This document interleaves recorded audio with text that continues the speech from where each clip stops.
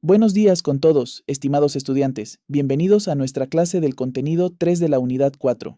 Hoy vamos a abordar uno de los temas más cruciales y francamente más revolucionarios de la gestión penitenciaria moderna, la evaluación de riesgos y la clasificación. Específicamente, vamos a desentrañar el modelo que ha demostrado ser el estándar de oro a nivel global para la rehabilitación de infractores, el modelo RNR que ustedes conocen como riesgo, necesidad y tratamiento, aunque en la literatura técnica a menudo verán la última R como receptividad.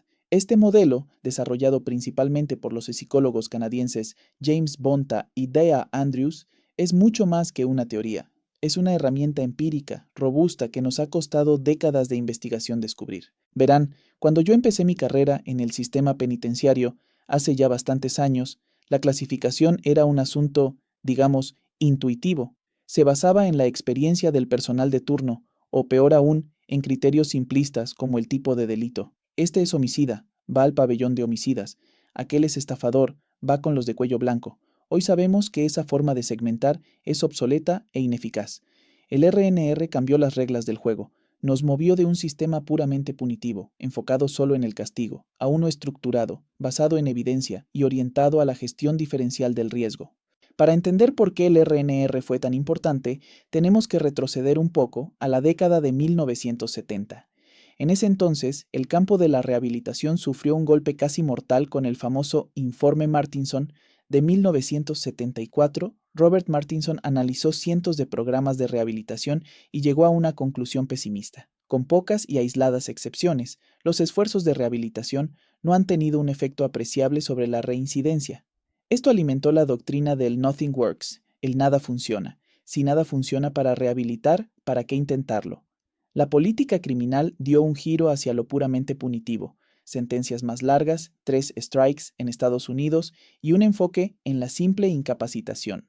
El objetivo ya no era rehabilitar, sino simplemente contener el riesgo encerrando a la gente. Pero afortunadamente, Bonta, Andrews y otros investigadores no aceptaron esa conclusión. Rebatieron a Martinson argumentando que él había mezclado programas buenos con malos.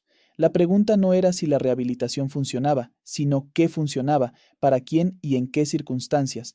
De esta nueva ola de investigación conocida como el movimiento What Works, lo que funciona, nació el modelo RNR.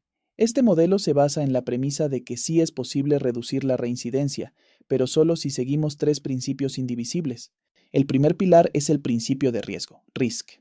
Este principio es, en esencia, un principio de asignación de recursos y responde a la pregunta: ¿quién debe recibir la intervención? La regla es simple: la intensidad de la intervención y el nivel de custodia deben ser proporcionales al nivel de riesgo de reincidencia del individuo.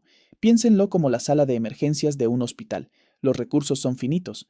No tenemos terapeutas, programas y talleres ilimitados. Debemos dirigir esos recursos prioritariamente a los infractores que presentan un riesgo alto o medio alto de reincidir.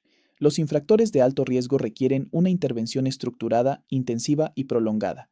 La investigación nos dice que si estos individuos participan en programas cognitivo-conductuales bien diseñados, sus tasas de reincidencia bajan drásticamente. Pero aquí viene la parte más contraintuitiva y, para mí, la más importante del principio de riesgo. ¿Qué pasa con los infractores de bajo riesgo?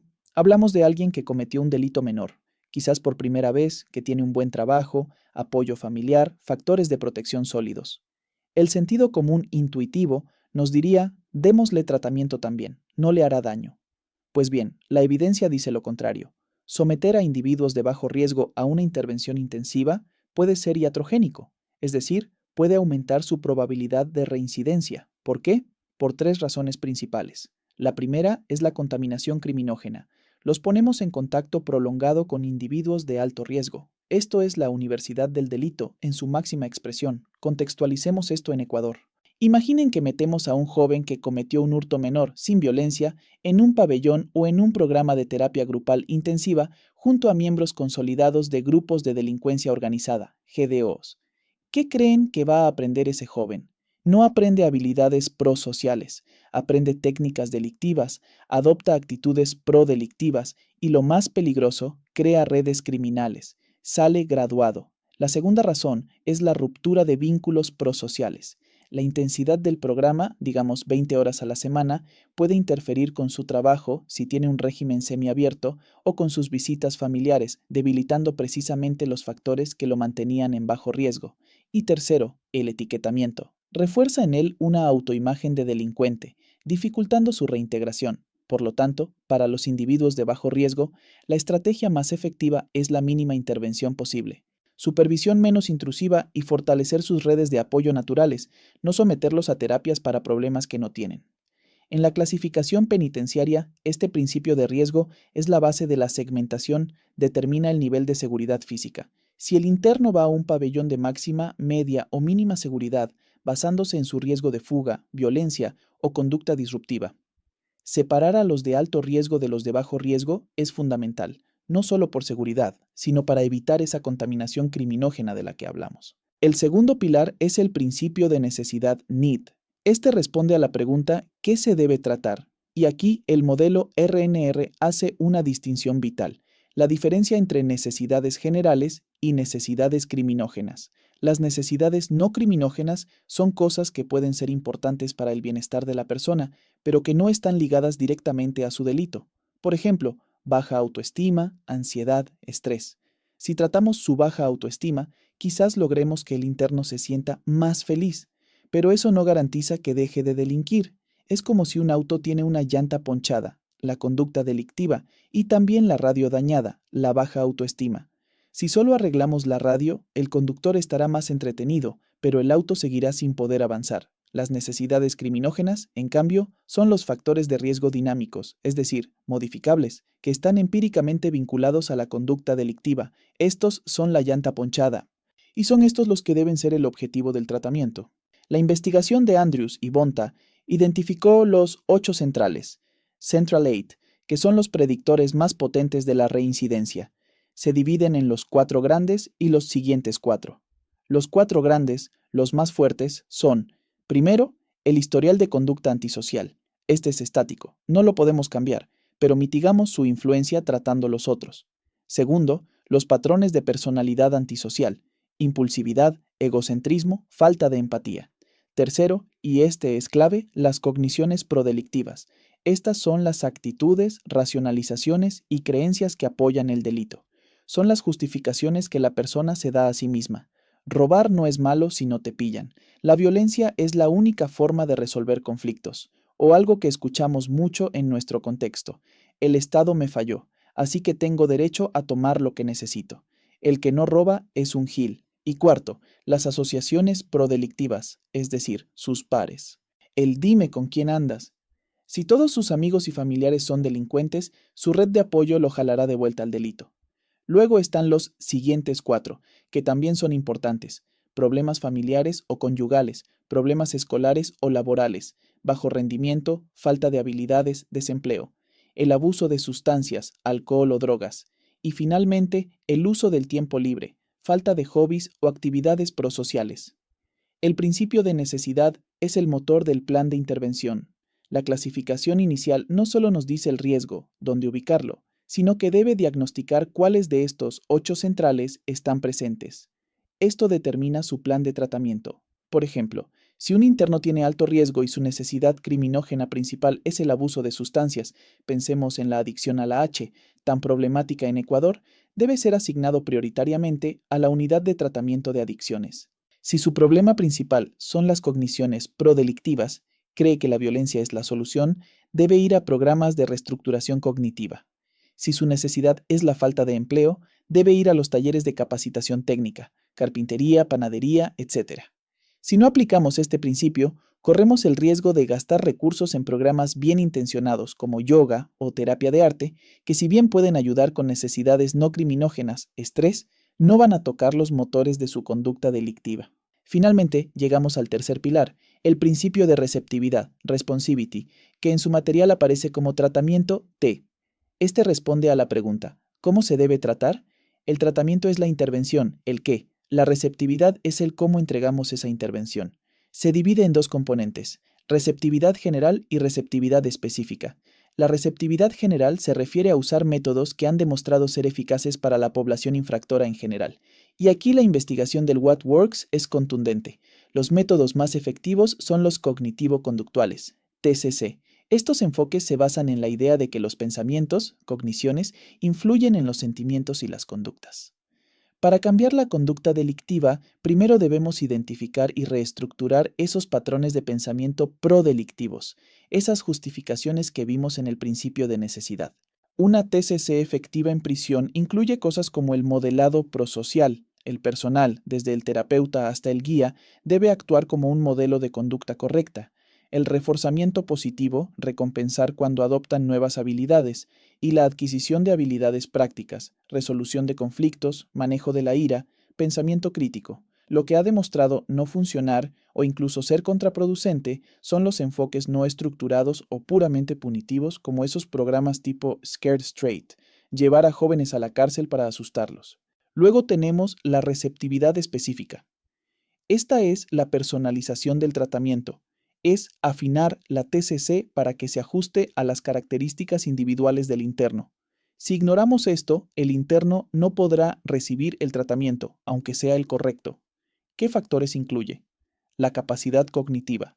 Si un interno tiene un coeficiente intelectual bajo o limitaciones de aprendizaje, no podemos darle un manual abstracto de filosofía moral. El material debe adaptarse con gráficos, ejemplos simples. La salud mental. Un interno que sufre de estrés postraumático severo, TEPT, quizás por la violencia que ha vivido dentro o fuera de la cárcel, o una depresión profunda, no será receptivo al programa de adicciones hasta que su salud mental no esté estabilizada. La motivación. Un interno que está en etapa de precontemplación, es decir, que no ve su conducta como un problema, no responderá a un manual que lo confronte. Con él se deben usar técnicas de entrevista motivacional. Y, por supuesto, factores culturales y de género. Las intervenciones deben ser culturalmente competentes. El enfoque para un miembro de una comunidad indígena amazónica no puede ser idéntico al de un joven de un barrio urbano de Guayaquil.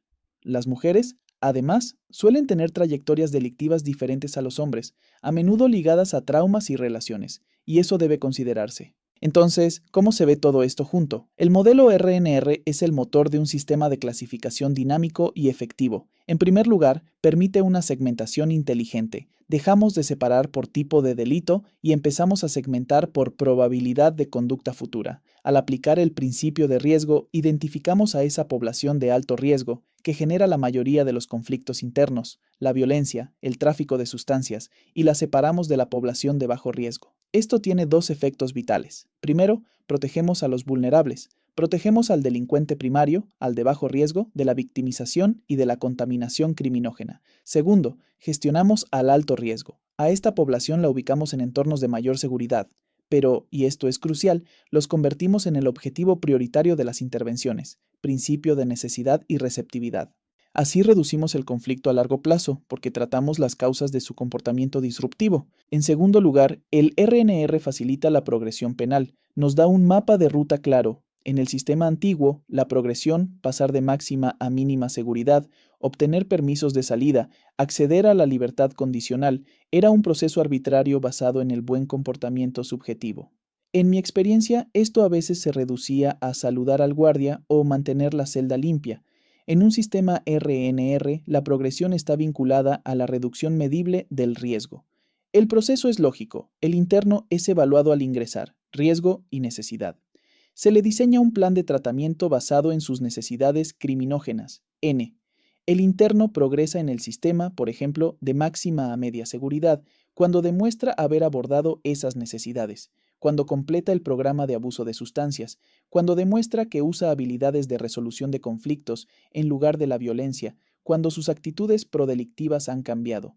La clasificación deja de ser estática, basada solo en el delito que cometió, y se vuelve dinámica, reevaluando periódicamente el riesgo del interno, cada 6 meses, por ejemplo, a medida que avanza en su plan.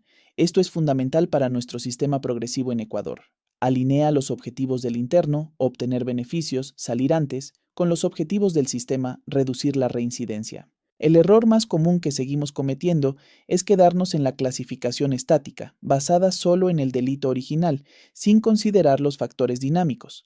Esto es lo que perpetúa la sobrepoblación en los regímenes de máxima seguridad y aumenta el resentimiento. La estrategia de corrección es garantizar que las decisiones de progresión o regresión estén siempre vinculadas al riesgo dinámico y al cumplimiento de los objetivos de tratamiento. La clasificación RNR no es una herramienta de castigo, es una herramienta sistemática que promueve la progresión y, bien utilizada, es un medio para gestionar el hacinamiento y asegurar la seguridad. Bien, para dar por terminada la sesión del día de hoy, les quiero recordar que deben revisar todas las actividades que se encuentran cargadas en el aula virtual y deberán realizarlas en el tiempo establecido. No se olviden que uno de los requisitos para aprobar el curso es que deben tener todas las actividades completas. Una vez más, quiero indicarles que en el caso de tener alguna duda sobre la clase, pueden realizar sus preguntas al agente virtual de la materia. El enlace que los llevará directamente a conversar con el agente se encuentra cargado en la plataforma virtual en el apartado de la información general del curso. Si luego de conversar con el agente virtual siguen teniendo dudas, pueden realizar sus preguntas en el grupo de WhatsApp de la asignatura. Allí los asistentes de cátedra les ayudarán respondiendo sus preguntas. Además de eso, también tienen disponible un foro de dudas dentro del aula virtual, donde podrán dejar sus inquietudes para ser resueltas. Pasen bien, señores estudiantes, y nos vemos en la próxima clase. ITESUT, Instituto Superior Tecnológico Universitario de Transporte.